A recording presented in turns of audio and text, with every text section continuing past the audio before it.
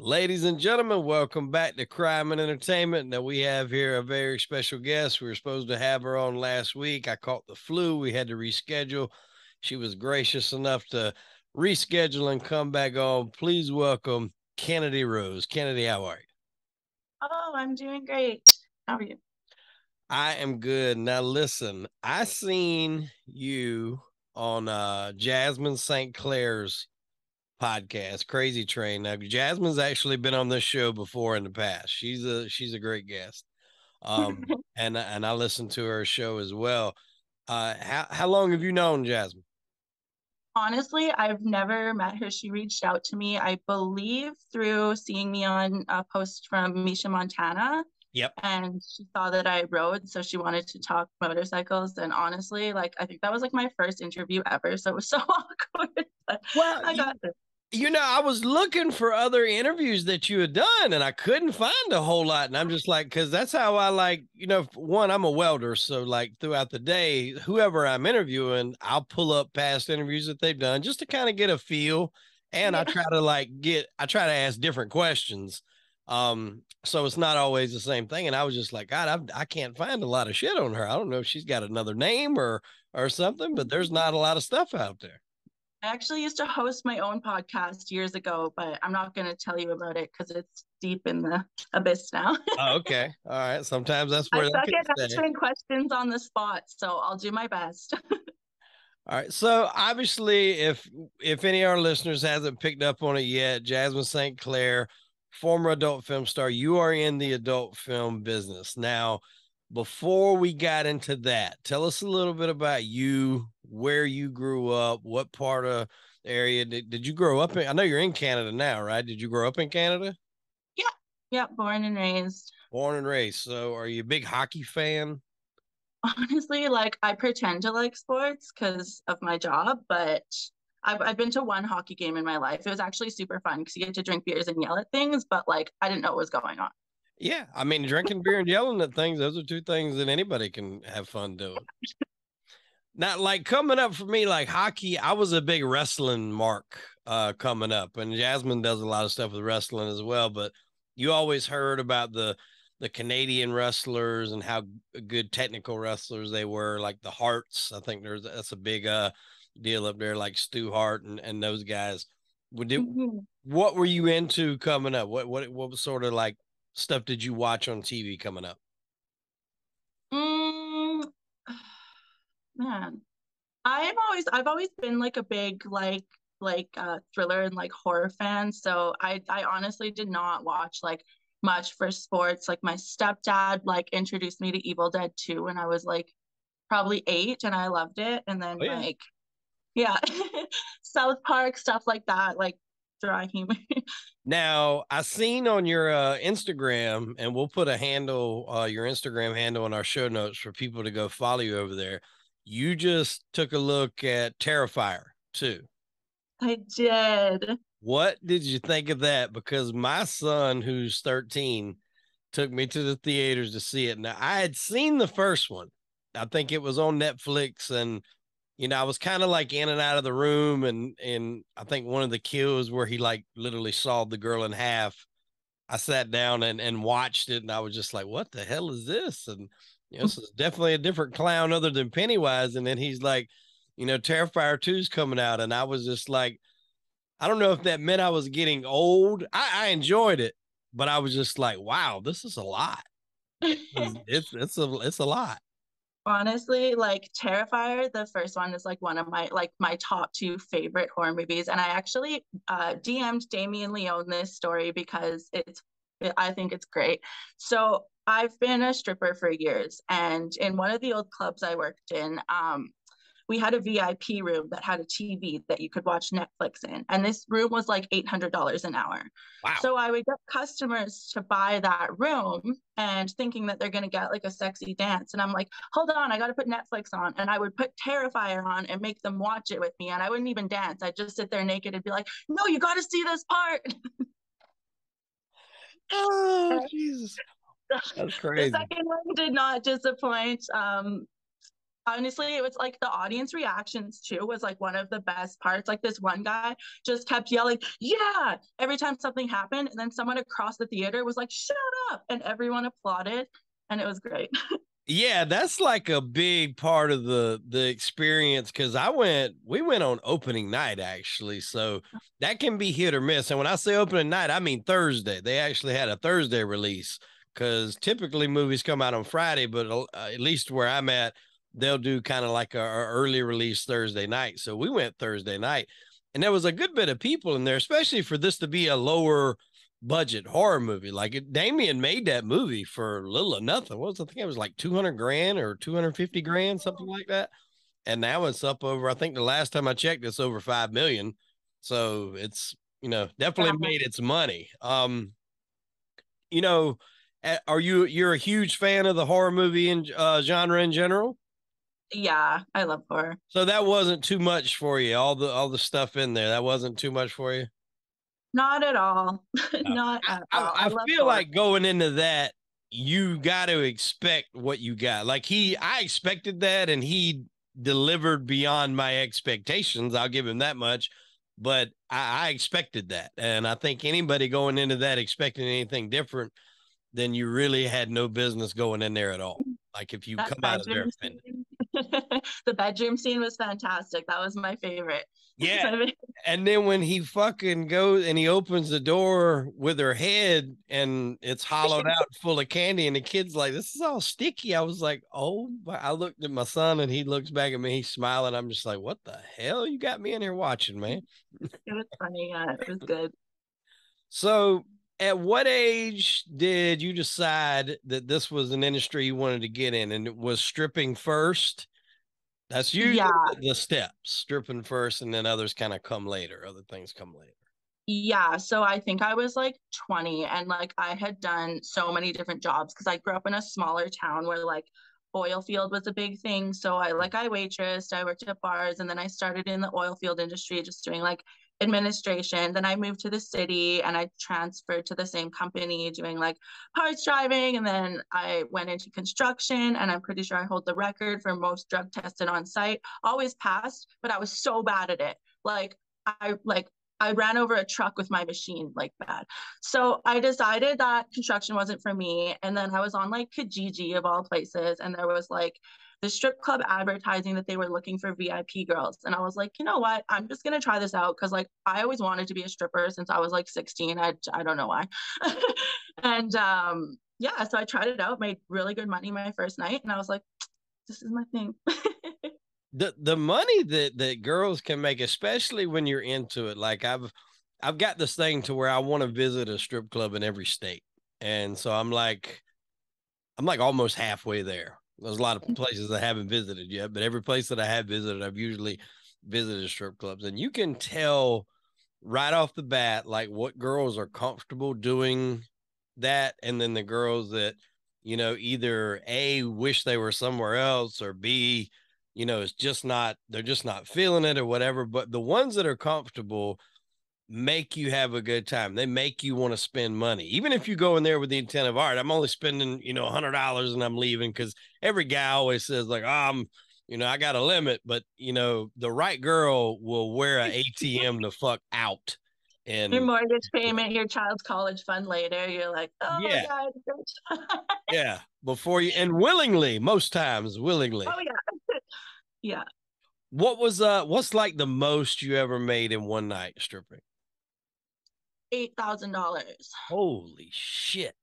This is like from one person or just a conglomerate whole That night? was from a few people. Yeah. 8 grand. Wow. What did that feel like? Honestly, so good. I thought I was like invincible, but then I never made that money again. And I was like so disappointed all the Well, time. that's the big mark. I mean, 8 grand a night. Yeah. I mean, hell, I would be happy with half that a night or a Yeah. quarter of that a night after that. Yeah, especially now, like I'm this is kind of like one of my last weeks in the clubs. It's like you can tell that we're heading towards a recession and everyone's kind of, hit Yeah. from COVID. So like it's still like a livable income, and it's definitely more than a lot of people make. And I'm not complaining by any means, but like I'm tired. Like my body's tired. I am like 100 in stripper years, so I'm go I'm going back to webcam.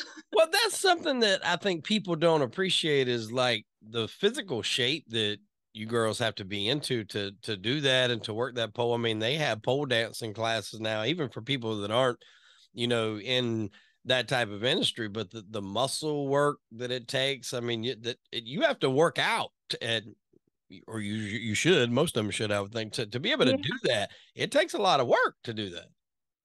Yeah, like I find like honestly though, some of the like my favorite dancers don't even touch the pole. Like as long as you have like stage presence and you know how to dance. Yeah. But it's true. But I didn't really do a lot of pole classes. I just kind of like learned as I went.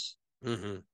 But yeah, it's definitely tough and I still am covered in bruises every time I go on stage. So Yeah, I remember around here when COVID first hit, like it was bad for a lot of the girls that I knew that worked in the clubs because obviously, they shut down. I'm in South Carolina and they shut down. There really wasn't a lot, going on. And that kind of opened the door for OnlyFans and then people to kind of put their creative side out there.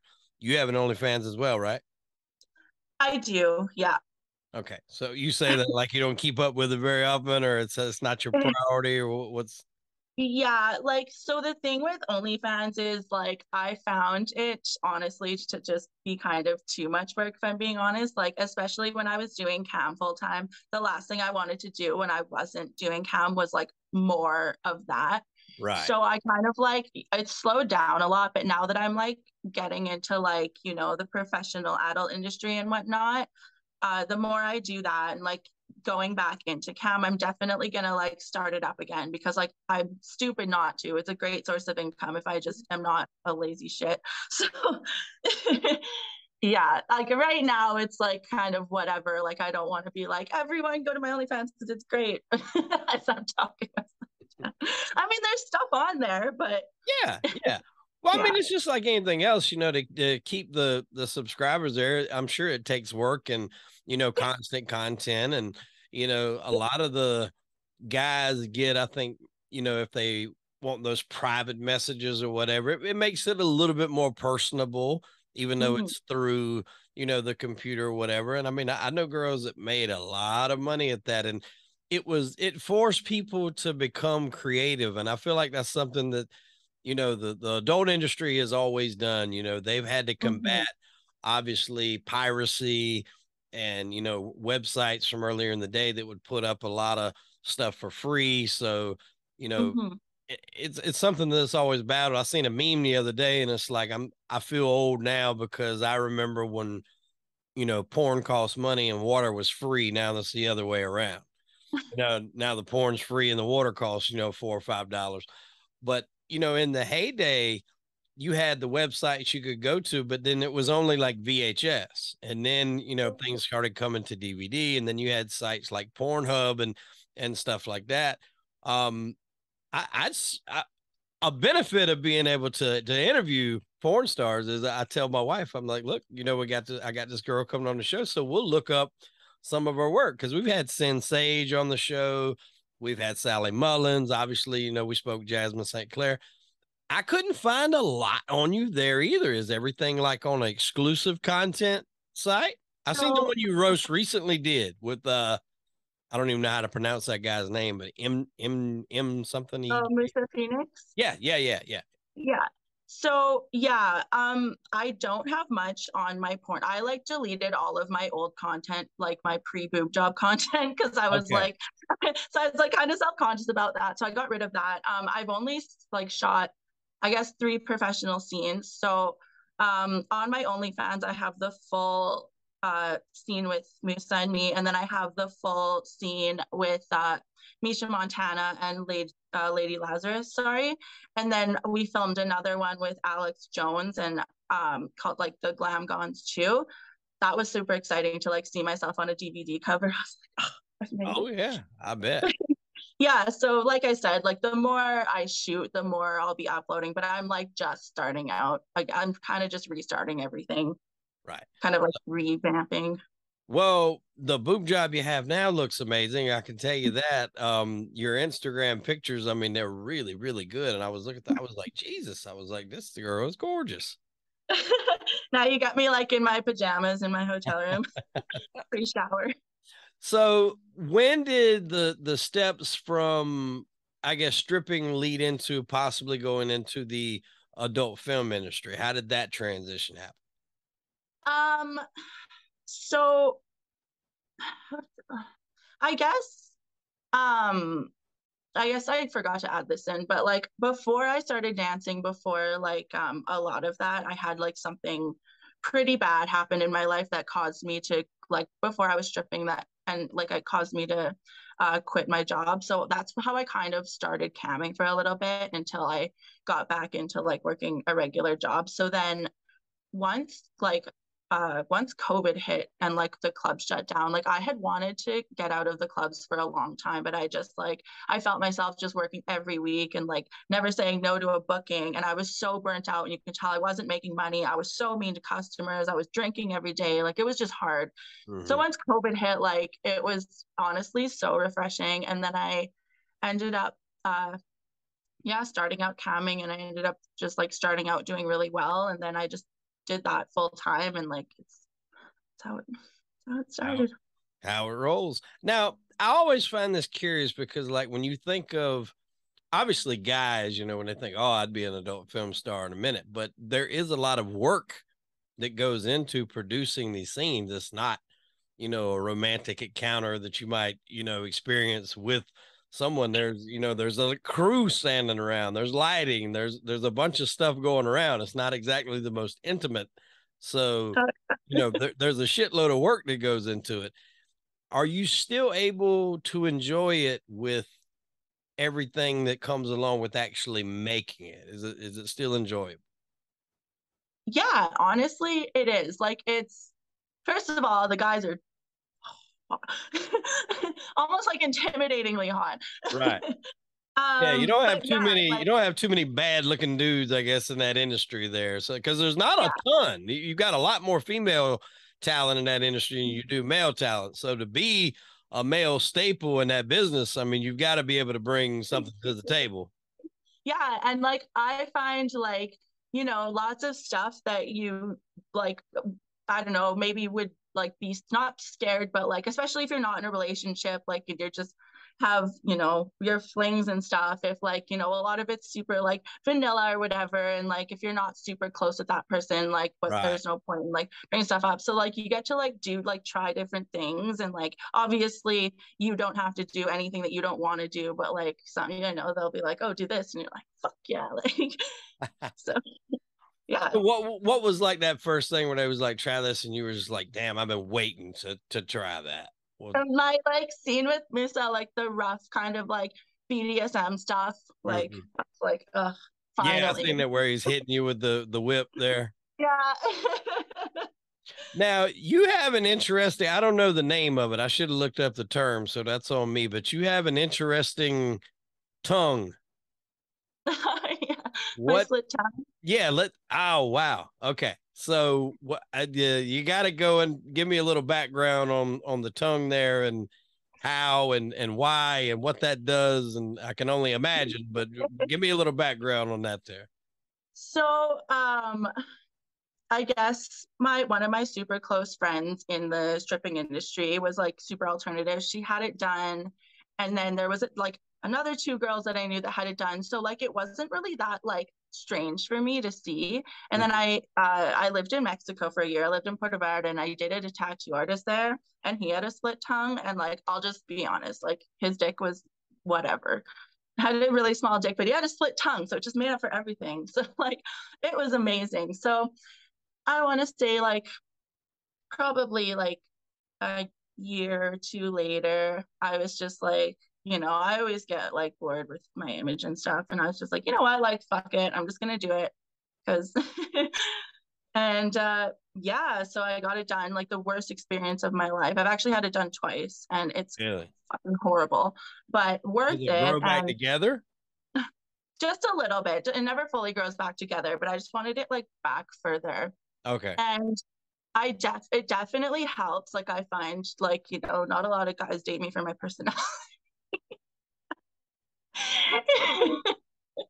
So there's that. I mean, I've I've had some good reviews from, you know, both sexes. Well, that's what I was going to ask. I can see as a guy where that would definitely be appealing, and I'm curious to the women. Like, does that work? Because as a guy, would use the tip of my tongue Yeah. a great deal, but with that, it seems like you have no tip. It was Yeah, you split. can just kind of like wrap it around. Like I kind of just like tried to like remember like what my ex did and then like just try to like copy it. Like I don't even know what I do half the time. So for all the guys out there, basically what she said earlier is if you have a small dick, go get your tongue split is basically Yes, what you were saying. exactly. That's exactly what I'm So that's like the age old question here. And I think, talking to adult film stars, your answer may or may not be swayed, but like, what is too small? What is too big? Like, what is there? saying. What is the length there? Do you have length or just, you can just look at it and tell that's not going to do it for me? You're going to have to bring something else to the table. Yeah, like, and I know some girls are super forward. I would never actually say that to anyone. Like, I feel like my like perfect dick would be like, I don't know, like maybe like 7 inches, and like I don't really have anything for reference of girth. Maybe like no, that's too thick. I Yeah, don't that's pretty know. big. Like I'd say like I, it's hard, you know what I mean? Maybe. um, Mouth size would be, I guess, mouth size. That's perfect, girl. like it's not the size of the boat, it's the motion of the ocean. Like I'm Okay, that's what willing I to was make it getting work. at. That's what I And was getting at. I Is call that like correct? yeah, I call like small skinny dicks anal dicks. Like if I let you fuck me in the ass, it means that you have a small dick. But I never tell them that. I just make them feel like they're special. Oh, okay. Well, if they watch this, they might not feel quite as special, but that I can see in the moment where they would feel like you're giving them the key to that door that not a lot of people hold, the back door key.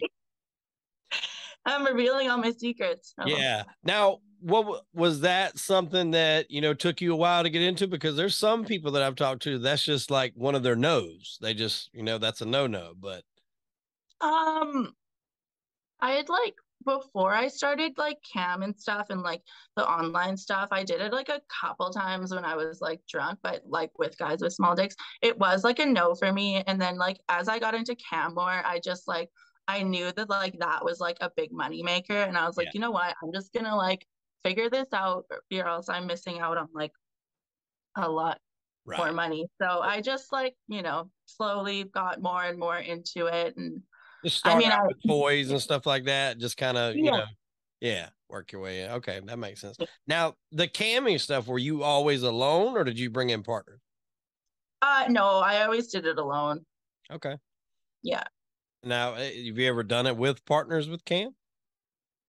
Um, I did it a few times with like kind of when I was starting out. Well, it was like before, it was like a couple years before I started on my own, and I was just kind of like testing the water. She kind of reached out to me and she was like, "You can make so much money, blah blah blah." So like I got registered or whatever, but we used her account and we did make a ton of money, but then she just like never paid me and just ghosted me and just stole all my money. So like Wow.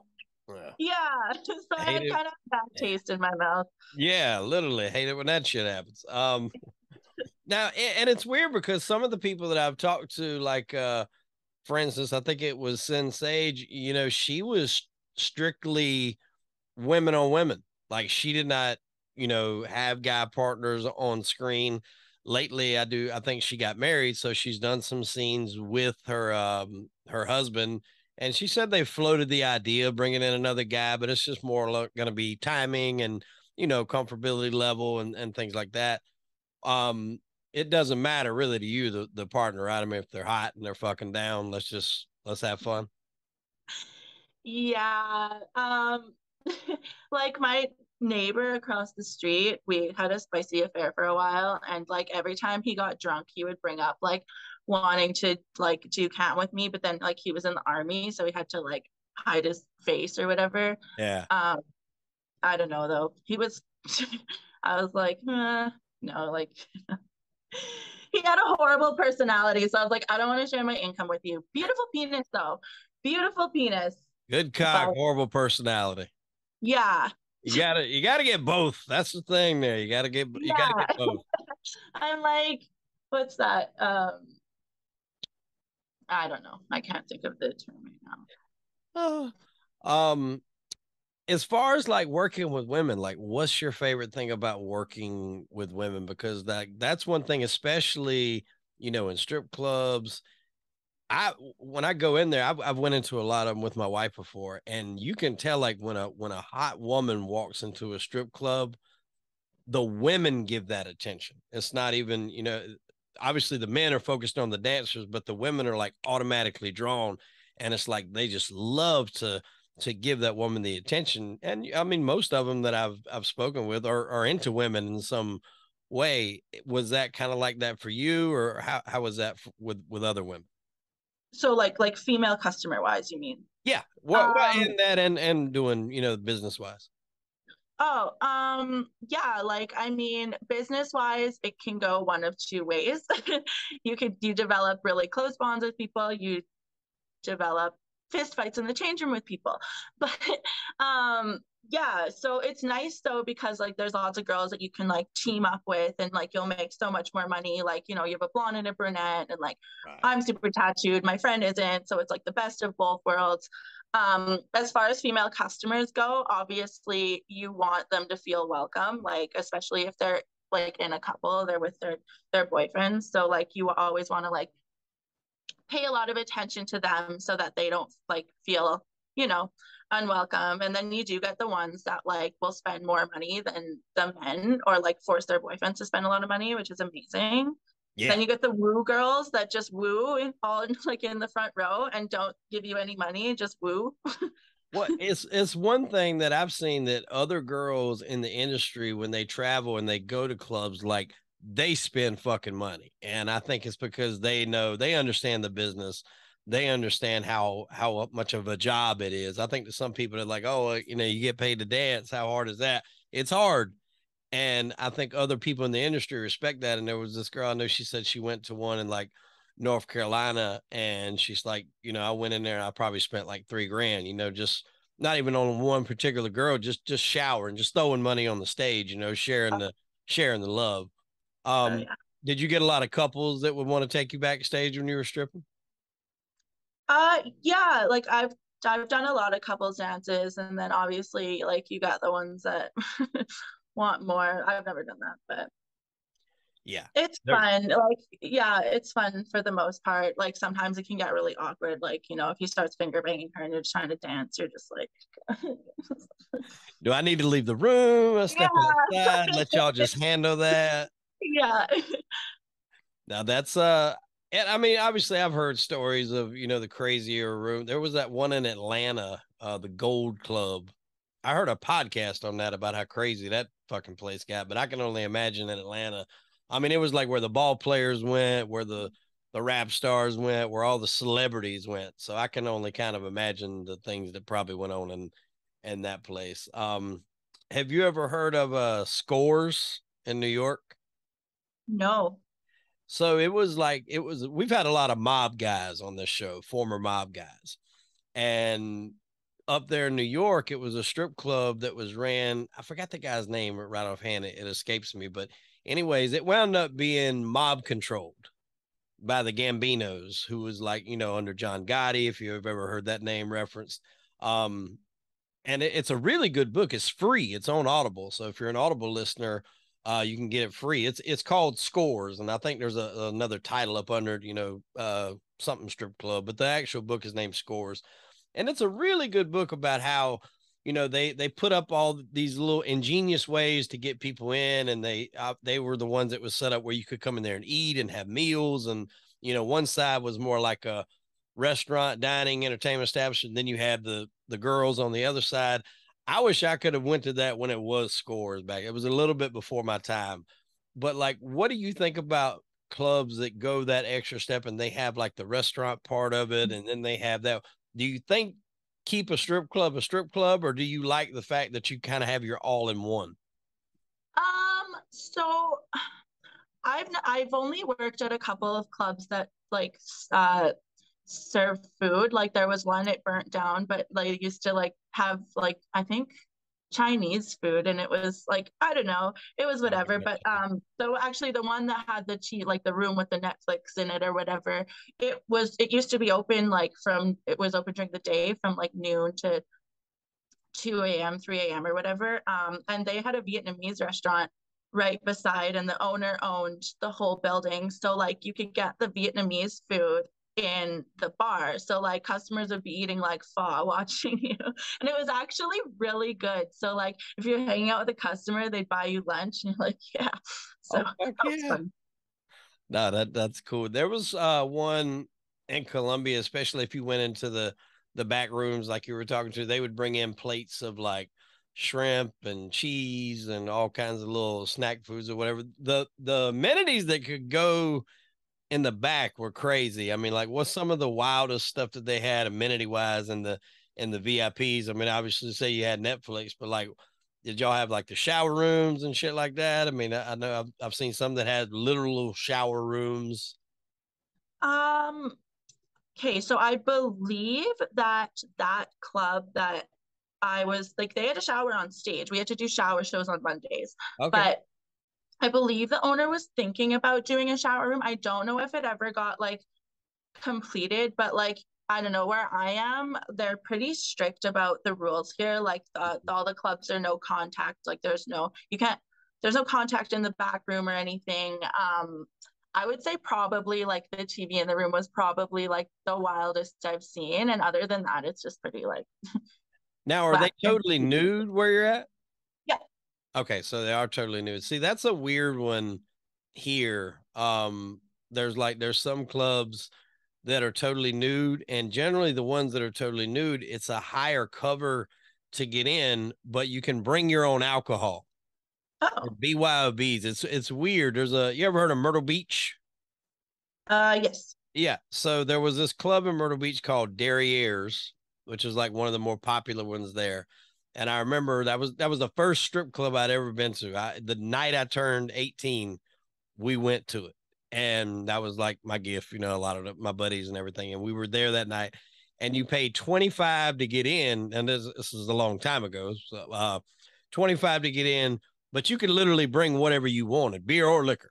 They would give you a cooler, put it on ice. And what it was it was a way around where they didn't actually sell alcohol, so they could stay open later than everyone else. So it was Okay. kind of a smart workaround. And they own the club like probably 4 buildings down.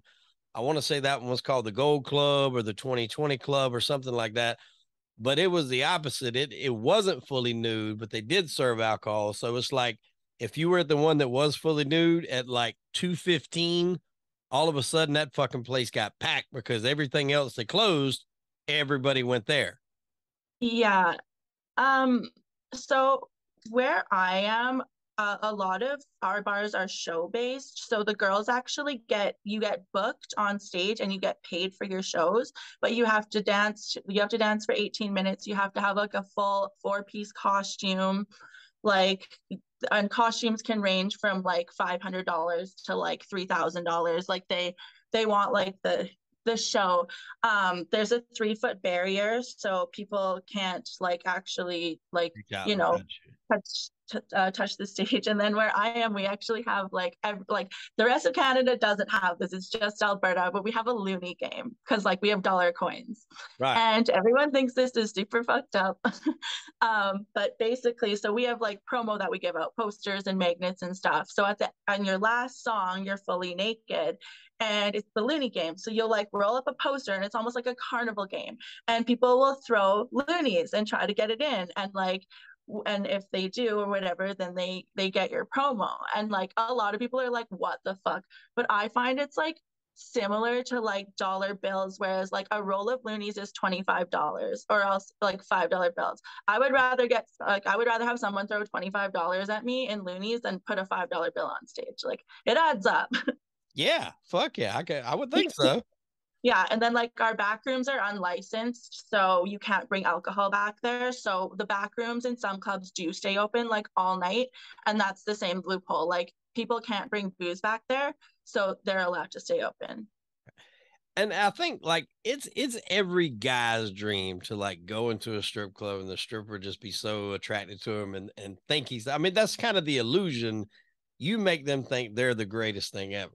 But I think that's every guy's dream, is to for it to really be true. Has ever been one that's been in there that's been so fucking hot you've contacted outside of the club? Yes. One. One.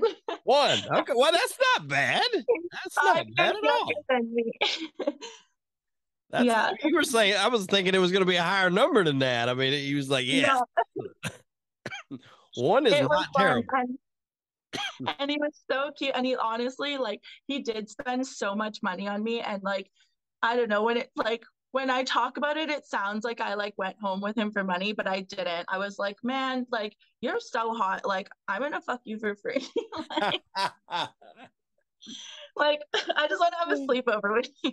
Yeah, I And just like, want to hang we out. still We can talk to fuck. this day. Yeah. You spent, you've done the legwork in here. You spent the money. It's time to have fun. Yeah, but yeah, no, I really try to keep like my work and personal life separate. That's why like on my Instagram and stuff, I never really like post like stories of like where I am, like, you know, if I'm at like the gym, or like if I'm at a mall, like I'll post what city I'm in, but I'll never actually like take pictures of any locations, because like Well, hell, I mean, you see right now where people are like, rappers are putting where they're at and then they're getting shot. I mean, obviously, I'm hoping that would not happen to adult film stars, but people that develop fixations, if they see that, oh, mm, God, she's at the fucking Planet Fitness in this part of town, and, you have 25 people lining up outside of there. I'm a big person. Like, if I post me somewhere, I'm probably already gone. Like, I'm not there yeah, anymore. Like if I yeah. post that I'm, at so and so, I've took a couple trips to New York over the last few months, and I went to Spark Steakhouse and another nice place called Smith and Walensky's. I'll post that I'm there, but by the time that I post that I'm there, I'm nowhere near there anymore. Yeah. And it's just part of being safe. I mean, obviously, not that anybody would want to, meet and rob me. I'm not a rapper and carrying around large amounts of cash, but it's just in general, I mean, just it's safer if you're gonna do it. And I understand that's part of social media and getting your brand out there, but it's just safer to do the shit after the fact. That way nobody knows where you're at, because you don't know the delusional people that have nothing else better to do than stalk people, especially someone like yourself. Oh, exactly. That's like honestly one of my biggest fears. Like that's why I have like big dogs, Yeah. big scary dogs. So do you do a lot of travel in the US, or you pretty much, I mean, like Canada based, or you don't get to the US much? No, like it's honestly nearly impossible to get like a visa to dance in the US. And like I don't want to risk like dancing there without a visa, because like I really don't want to get banned from the States. So I just stay away from there, as much as like I would love to experience it. Like it's so different. It looks like so much fun in like a better way. Not that it's terrible here, but it's like it's busier down there. Like here, like the shipping industry is dying. But I Yeah, would love to, but yeah, I just it's like, it took a hit with COVID, and then it seemed like after everything was kind of dying off, we had a resurgence, and then it was popping again, and now I think the economy's probably got a lot to do with it. Inflation's really high, at least over here. I mean, things are more expensive, so people are cutting back on things that were extra and fun. And I think usually when that happens, clubs, entertainment clubs, even nightclubs, Mhm. subscription stuff, OnlyFans, Netflix, things like that. That's kind of what people start cutting, out. And then, it's just a natural progression. I mean, some people just, have to make those sacrifices, but you still have the people that's just a staple in their life. I mean, they're going to do that. They're going to party.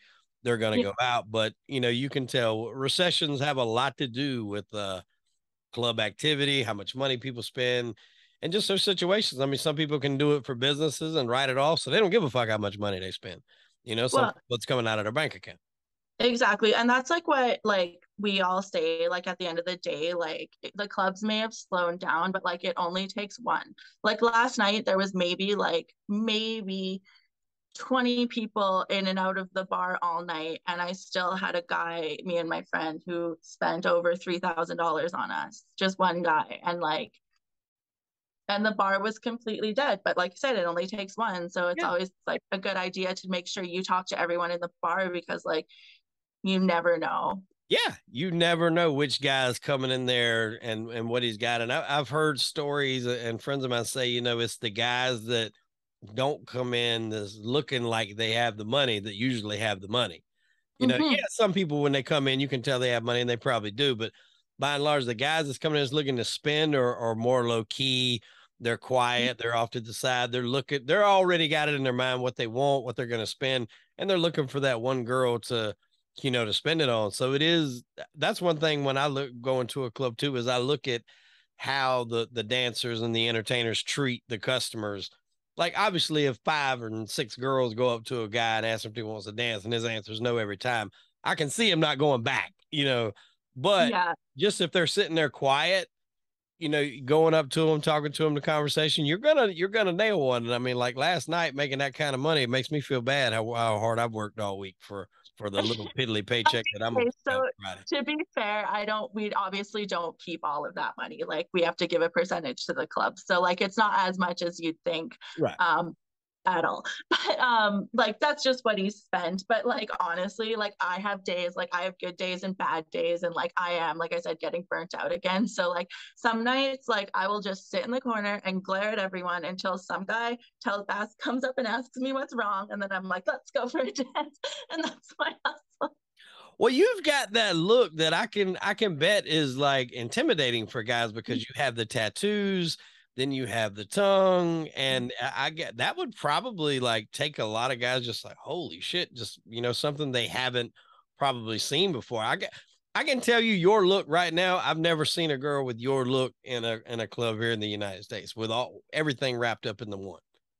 That's I mean, I've heard like in the States, like being like alternative and stuff can definitely hinder you. And I mean, it's the same for me up here. It's not like I don't think any club would not hire me like because of that, but it does, like obviously there's, especially with like the older clientele, like Yeah. the older guys with like money, they want like the girl next door, like Yeah. The but secretary look and all that. But yeah. But trust me, there is a demographic out there for what you have. Oh, for sure, for sure. And it does like benefit me sometimes like a lot. Oh, I can believe it. So, like, how do you have tattoos? Like, I mean, obviously, your Instagram, you've got them a lot of places. But how early have you been getting tattoos? I got my first one when I was 17. Yeah. So, which one hurt the worst? Because you've got them a lot of places. I'm curious. That one, throat. I don't know if it was essentially the pain or the fact that like I don't anymore, but I used to take edibles before I got tattooed, and like me being a like super horror fan, he made me like lean my head over the table so my head was hanging down, and having a needle going into my throat, I just started like thinking of every horror movie like with someone getting their throat slit, and I was just freaking out and I was crying and I was like, I hate this. So, Yeah, I recently got a full back piece. It's like a mix of like a lion with a skull and fillery and what the hell you call that? Illuminati symbol up top. It's a whole back piece. And like the lower back around the sides, I mean, that was some of the hurtingest shit. It took 3 3 hour sessions to do it all. And I'm still not done. I just hadn't been back in a while. I yeah. usually try to get mine in the winter, just given because I am in the construction industry and in the summer, you get all sweaty and shit. So I don't want to take a chance in messing it up. But Yeah. it was some of the hurtingest ones I had. And then I have one here. That one hurt pretty good. Going over that Yeah. collarbone, that one bruised up. That bruising stayed there for a long time. Yeah, the chest sucks. So I guess we're gonna wrap things up here, but I got a few more questions. So these are the ones that, like, I think every guy wants to know or to be able to ask. So like when you're doing this kind of stuff, does that impact your relationship outside of that, or is it harder to maintain a relationship while you're doing this?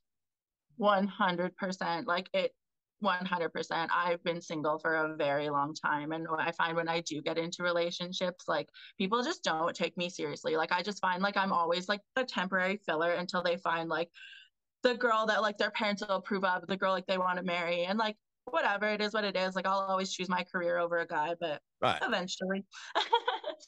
Yeah. Yeah. But does it ever get like I guess like, so it's two very different things, obviously, sex and welding. But like I weld all day. So the last thing when I want to do when I come home is do anything related to welding. But now sex is a little bit different. It's a lot more pleasurable. Has the business ever hindered that in your personal life? No, I'm Not like at the all. horniest bitch alive. Well, the DMs just blew up here, folks, and in your inbox there on Instagram. What's your favorite position? My favorite position. Probably I like doggy, but honestly, like some really good missionary, like because it can be really intense. Mm-hmm. Yeah, and depending on the girl, I mean, like, girls can fuck you from the bottom on missionary if they know what they're doing. Like, it's Exactly. Like legs on shoulder, like right behind your head. You're like yeah, folded like a pretzel. yeah. There's a lot that can be done with that. I think sometimes people look at missionary as boring, but it's all in the couple and what you do with it. And like Um, they can choke you, and it's just like, oh, spit in your mouth. Now, but what about like if the dick is too big, is doggy style uncomfortable? Yeah. Yeah. So then Yeah. you gotta switch it up. Yeah. Or to like just try to like scooch forward like Yeah. subtly so they know. Yeah. And then obviously we covered earlier if they get the key to the back door, it builds the confidence, but there's a reason you got that key. You're not cut out for, the You work have up an front. anal dick. Yeah. Oh God. Well, Kenny, I've had a blast. I've really enjoyed having you on the show. It's been fun. Um, Yeah. you mentioned earlier Terrifier 2 being one of your favorite horror movies. What's your other favorite horror movie before we get out of here? Nightmare on Elm Street. Like the first one. Wow. Have you watched all of them? I'm assuming probably. Yeah, but like not in a long time. Yeah, yeah. Well, I mean, it's been a Yeah. long time since anybody's dabbled in that Freddy franchise. It's been a minute, but do you remember part 4 where it was the Dream Warrior where the blonde girl got her karate skills and That's my second favorite Nightmare on is Elm it? Street. Yeah. That's mine too. I like 4, then 3, and then 1. I know I get a lot of heat for that, but I like 4, 3, and then 1.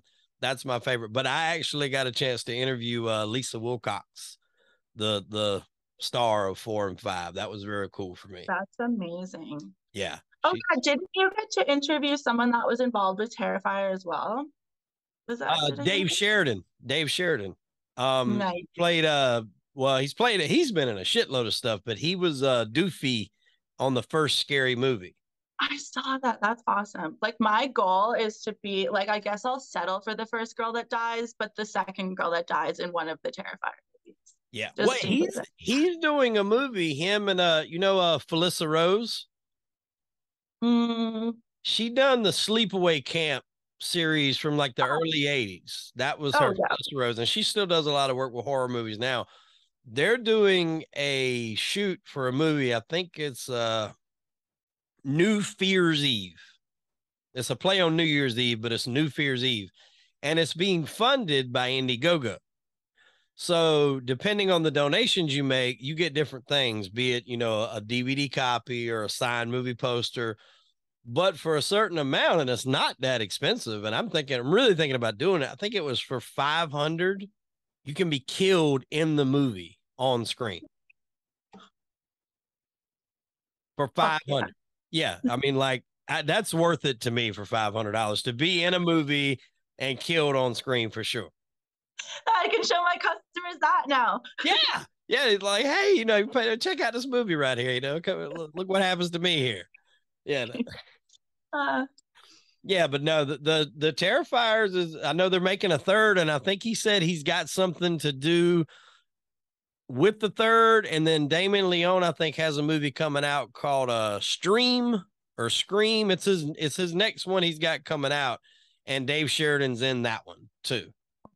Awesome. So yeah, this is it's been an awesome experience being able to do this, being able to talk to some of these actors from movies like Nightmare on Elm Street, and then we had Nick Benson on the show, who was a makeup artist. Who, you ever seen that movie Night of the Demons? Mm, I don't know, actually. You got to go check that one out. It's like a Yeah. good classic 80s horror movie where these kids go to this house that's supposed to be haunted, and they just, want to fucking party. And somehow, I think they're doing like a seance, so it unleashes a demon. And then little by little, the demon just starts taking over everybody. And there's this one scene where Leanna Quigley is taking this lipstick, and she's like going around her boob until it gets to the center, and then somehow or another she sticks the whole thing of lipstick completely in and then pops it out. And I was just like, dude, as a kid, obviously, I'm glued at the screen for certain reasons, but I was like, how the fuck did y'all do that? And he explained that it was like a cast over it, and she had to find like that perfect little slit that was made and kind of push it to the side where the camera wasn't facing. But it was really cool just to be able to talk to some of these people and find out the backstories and how they got into doing the stuff, and how cool it was to make, movies like Scary Movie and Nightmare on Elm Street. It's been a really awesome experience doing this. Yeah, that is really cool. Well, tell everybody where they can find you, the best place to track you down, get your content and all that good stuff. Because I know you said you've done some revamping. So tell everybody where to go to find you and what you got going on. Yeah, I think the easiest thing to do would just be like go to my Instagram, which is Kennedy_Rose1. And then I have like the link tree on there with like all my stuff, like my Twitter, my Pornhub, my OnlyFans, my Cam. It's all Kennedy XXX Rose. So it's all the same across there. But yeah, I have everything on that. Yeah. Yeah, no, and I'm telling you, we'll put the link in that to our in our description of the show notes so people can go follow you on there. You got a good bit of followers on there too, don't you? On Instagram, yeah. Yeah, that's blew up. How long have you had the Instagram account? Oh God, like probably 9 years. Oh, okay. Yeah, wow. Yeah, I mean, so yeah, that's a lot. I mean, that's social media is such a big way to advertise, especially for people in the industry, like yourself. I mean, that's a huge way to advertise it, and movies as well. A lot of stuff spreads through social media. So, well, we want to thank you for coming on the show. I've had a blast. I hope you've had a good time. yeah, no, thank you so much. That was so much fun. All right. Well, ladies and gentlemen, I am Hollywood Wade. That was the beautiful Kennedy Rose. And unfortunately, we are out of time. Tune in next week for an all new episode of Crime and Entertainment. Kennedy, we appreciate you.